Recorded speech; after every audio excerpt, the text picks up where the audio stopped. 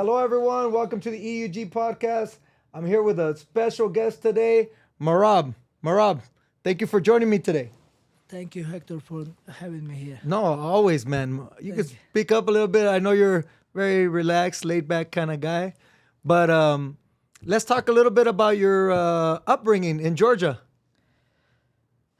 Yeah, I'm from country Georgia. Uh huh. I grew up very small village, Wani, called Wani, and yeah, I was normal kid. I have two older brother, and I was the youngest in my family. And then all my family was working in farms. Like we From used to make, farmlands. yeah, we used to make our own food. Like and then yeah. I wasn't really. I don't have to really work hard because I said I was youngest, Yeah. but I was still working, whatever. And when I was, the village life, it's very fun. I was crazy kid, like climbing trees and eating from trees. Nice. And then, So you ate organic a lot then, yes, right? Because you grew your own stuff. exactly. Mom cooked for you. Yeah. Nice. Actually, I remember first time when I drink Coca-Cola, and then like after this, maybe 1 year later, drink again. Understand? Like it's, we don't really Right, have you the don't have that. candies and Coca-Cola, and because you know why? Uh, yeah, we used to eat organic because, and then you know why it's happened also. When I born 1991, Russia occupied Georgia's like territory, and then it was war. And then 1991, when I born, the Georgia was first country that who left Soviet Union, and all this country was together, like and then and now the Georgia was independent country, and it was starting.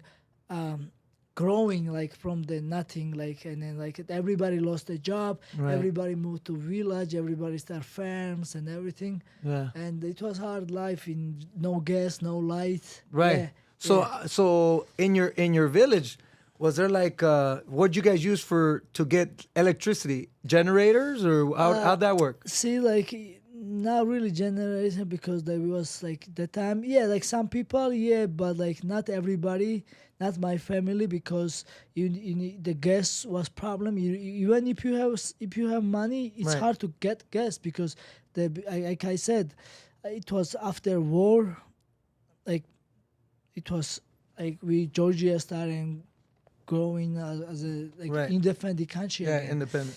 And then yeah, and yeah, like pretty much, yeah, like we used to watch TV on the battery. Like we used to charge battery, and then the To TV TV. put it on battery, and then watch TV. Like And everybody from the village would say, "Hey, let's go over yeah, there with Marab. They got TV. Let's no, go." actually, not my house. My neighbor's Your house. neigh- He was going to my neighbor's house and watching TV. And what like, would you guys watch? the Brazilian like movies, like not movie, like cinema, like Oh, yeah, like, yeah, like yeah. maybe 100 times, like like the Brazilian and like long movies. What's they called? Cinema. Yeah, cinema. Yeah. Yeah, we used to watch, and like it's drama and like And then when the batteries ran out, then what?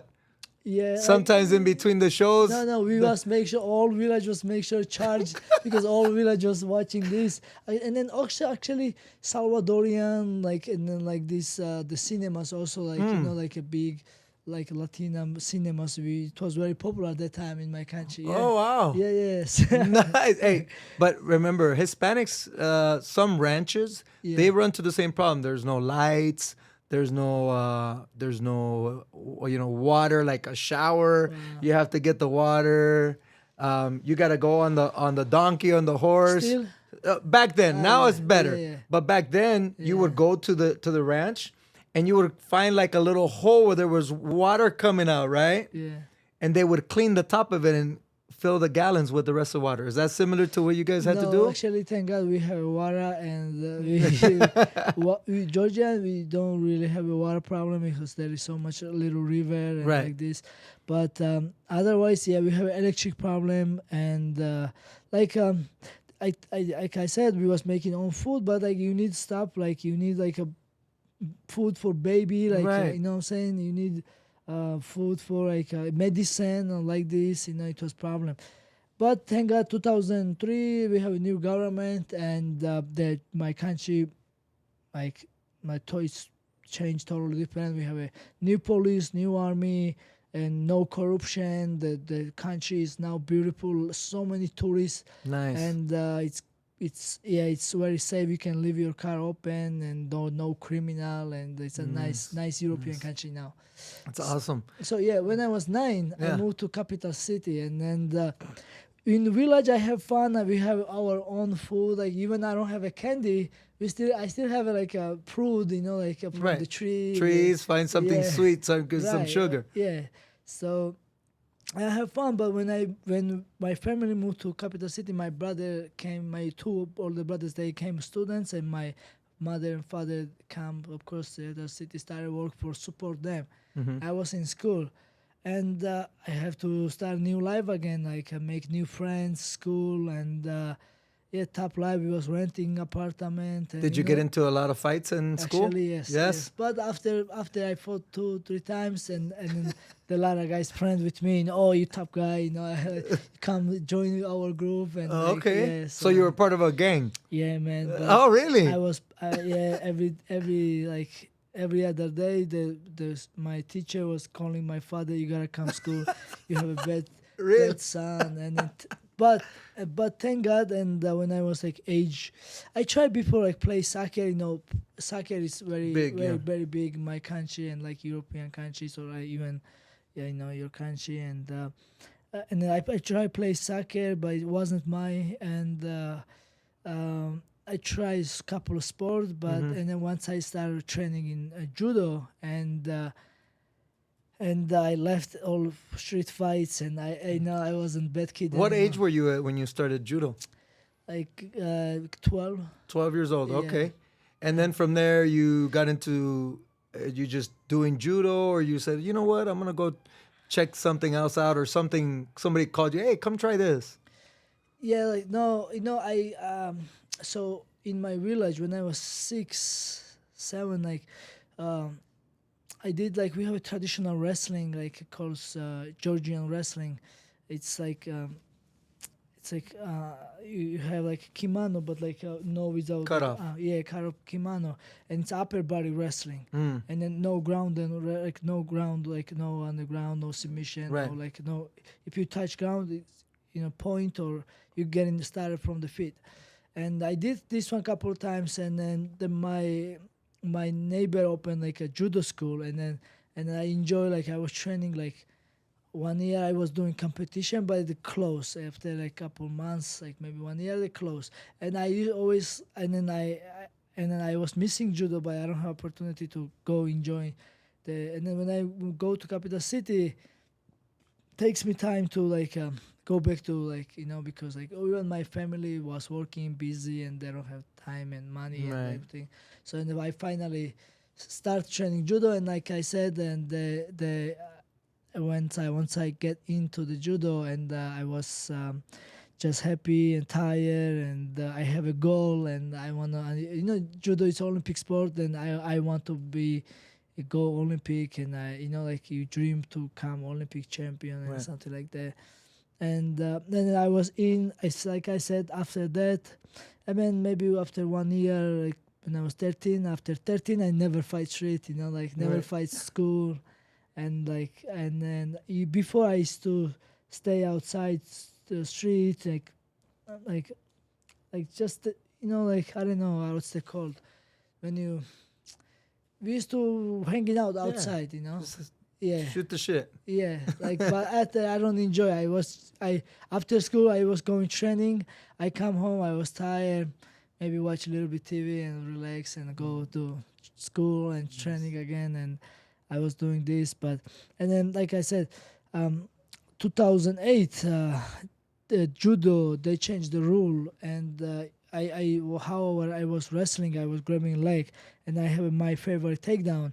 I was taking down everybody, but What's your favorite takedown back then? you grabbing like this The here, collar? and then like you go into like Kind of like an ankle and pick, then, yeah, you go into the leg. single leg. Yeah, Nice. single leg, and then you pick the guy, and how I was doing like picking and how move and shoot, I was taking down everybody, and then like that was my favorite move, Right, and then right. was work for me, and then but 2008 they changed rule, and I cannot grab any more leg. Mm, And then I wasn't like much technical upper body, like I see. and then I realized I have to change that because I know I need to. And I go sambo. I was doing sambo. Sambo is similar. Similar. It's like, but it's not Olympic sport. You know, it's not this much big. And so you were looking for Olympics. You were trying to make it to the yeah, Olympics. like yeah. Okay. So, but like I started thinking like, yeah, I was doing sambo, but like from at the age I was 18, and to I was doing good, but like to come world champion open like with the men's, you need like 18. It's hard. You have to be like 22 to be good in the This is strong. men's strength. Yeah. And then like this 4 year, like from 18 to 22, you need like, I don't wanna like use my family's money to like Right, to like support that. support me and like this. And I was thinking to do something else, and I was thinking to go army and to like like I was thinking to In the military. like just go army military to like this is like now first it's a patriot like you help your country, Right. and then second it's a man's job, and then Right. but my two older brothers like they both like was in army, and then they told me two brothers it's not from one family in army. You don't come. It's Don't follow. you will like You'll there find is out your path. find something else. Maybe like All right. do something else. You Right. know, even after sport if you won't be. But thank God I saw like one day. I saw the banner like they had MMA fights, and Yeah. you can just go watch, buy tickets. And or you're in Georgia. in Georgia, and, Okay. or you can just if you have a background, you can just sign and join the fight. I'm like, wow, this is great. And Okay. I was like, my heart shaking, like like, oh, I want to enjoy this. And then I called the number. They said, come here, and I go. No experience. No just experience. just sambo, a And little judo. bit and judo. Judo. Okay. But- No punches, no nothing. But I tell you, I was fighting school before. Oh yeah, then we have it. Then we have experience there. We're good. School and street fights. All right. And then they told me, okay, if you have a judo background like this, okay, you can fight. And my opponent was like, they don't have like my weight guy. This guy was like maybe like 7-8 kilos bigger than me, Yeah. and he was like a more like karate martial artist guy, Yeah. like Would you say I have my little ankle pick, my single leg to this grip right here? I got it. man. Like when they say you have to fight, I just was thinking for fight. I don't care, like my style. And then when fight starts, I was fighting for my instinct, crazy, like Right. throwing crazy punch. And then he like grabbed me, and I do like judo takedown, and like just came out like a good takedown to throw, and then people wow, what like, is- scream. Right. And that moment I realized that was my sport. This is your sport, huh? Yeah, I find it. And what year was this? The 2009, I 2009. believe. Yeah. Nice. And And then when did you make the transition to go train outside of your country, or was there a struggle before that, like trying to get into the States? yeah, of course, it was hard. But and after the fight, I was thinking to like that was my life-changing moment. Like I need to be I want to be MMA fighter, Mhm. and I started training in MMA, and then it was some good organization, Mhm. and they. Like they was making Georgian championship, like all the fighters from Georgia, we was fighting to each other, and I had like 9 fights in Georgia, like in this organization. It was like a pro, but somehow like me, I don't have an shared dog or mixed martial art or topology. Topology, yeah. These fights, some guys had, but I don't have. Like, So is your topology not like Doesn't you didn't show. get credit for some of your fights? Yeah, I don't, Okay. unfortunately.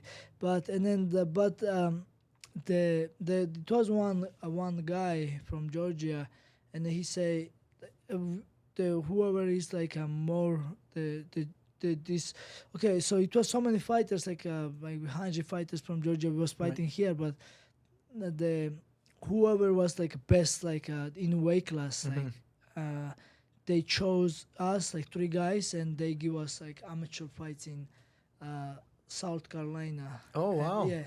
So and then I was in army that time. In Georgia, if you're healthy man, you have to go army. You gotta Right. enjoy 1 year. So and then I was army that time, and my other friend, the fighter, he was student. Other friend also was like military or something, and we Mhm. go U.S. They give us visa, and Nice. then we came and no South Carolina. We fought. I won. My other friend got draw, and then other friend lost. The come here it was crazy. Like we had to change 3 flights, and then once we came, we win, Right. and then in 6 hours we fight, and then with no sleep and like this. Crazy. Yeah, it was hard, but yeah, I won the fight, and I have to go back. I finished the army, and Mhm. after I said, I have visa. I have to go US. I need to. And how'd you connect yourself with Aljamain and the team there at New Jersey? Yeah, that was in actually in Long Island. Actually, Long Island. Long yeah, Island, Long yes. Island, New York. Um, yeah, it was a little bit long story. I'm gonna try to say it short. So, and I have this visa, and I wanted to come US. And in New York, there is so many Georgians, and like big community. But I know one. I have like one. My friend's brother lives in New York, Long Island. I know, and then they said, "Oh, we love to like to take care of you guys, whatever we can to help you," Right. and that's all I want. I want to come here, US, and training better. And then I was thinking to go UFC must be easy, because I can Right. beat everybody. I was thinking easy. Like when you're Yeah, in a of country, course. you think you top and That you're young, you're thinking, I Yeah. got this, no problem. I'm Yeah. better than that yeah, guy. you Of don't. course. I wasn't watching I was watching UFC and Jose Aldo's fight, but I didn't know like there is so many good fighters. They cannot get UFC and how it takes to get Right. UFC, and like especially that time it was so hard. Like it wasn't like fights every week like now. Right. And then so anyways, and then so we came to my friend, and then we were staying with him, but and then the like close to his house it was boxing gym. We was going Right. boxing gym, but it wasn't stupid. It was so stupid training. It was like a fitness training. It wasn't Yeah. like it only girls and kids and like nothing. It was amateurs. Like Right. I Just a was, workout, just a Yeah, nice yeah, little just a workout to workout. sweat and go home. yeah. And I was thinking, I was depressed, like how. Like I was training better in Georgia. Why I came here if I don't get good Right. training and whatever? And then I was thinking, then the coach was making me. He cannot give me MMA fights. He make me fight to boxing, and I fought boxing 4 times and kickboxing 2 times. But I don't enjoy, Even I love fighting, but boxing is not my style, Right. I was winning those fights, but and then after 6-7 months, I said, I'm gonna quit this. I mean, if I cannot find MMA fights and I'm not training in MMA, and what I am. Were you working while you were in Long Island? I was working part time, like not every day, and then I said I have to work full time, and I'm gonna quit this stupid Really? training. So you almost quit Yeah, MMA. and Wow. then but yeah, so and I started working like every day, like construction. It was hard also, like building houses and everything, and somehow we met Ray Longo. Yeah, we met Ray Longo, and he tell us that he has a gym in Long Island, MMA gym, and since this, I was going there like whenever I can, and once I find this gym, and I might get back my hope and my Passion for it. yeah, and then my dream came back, Yeah. and then I started training with Al Jamain and all these guys, and I was working construction, and after work I was training and with this one trainings a day, and after I was tired, they get me where I am today. Nice. Man, Yeah. that's amazing. And when you moved there, once you realized, hey, I finally found the spot for me, that kind of brought that drive back into you to want to get back to fighting. And now you're in the UFC, right? Yeah. And you just I mean, like you just said, you were watching Jose Aldo Yeah. back then. Now you were in the cage recently. How did that feel? Like, what went through your thought process on that part? Like to fight him. Just Yeah, just to say, you said, Yeah. hey, you know what? I remember seeing this guy fight. Now I'm inside the cage with the guy. So tell me Yeah. how you felt. Like, okay, you're on this side of the cage, he's on the other side, and it's like, man, I used to, see Yeah. this guy.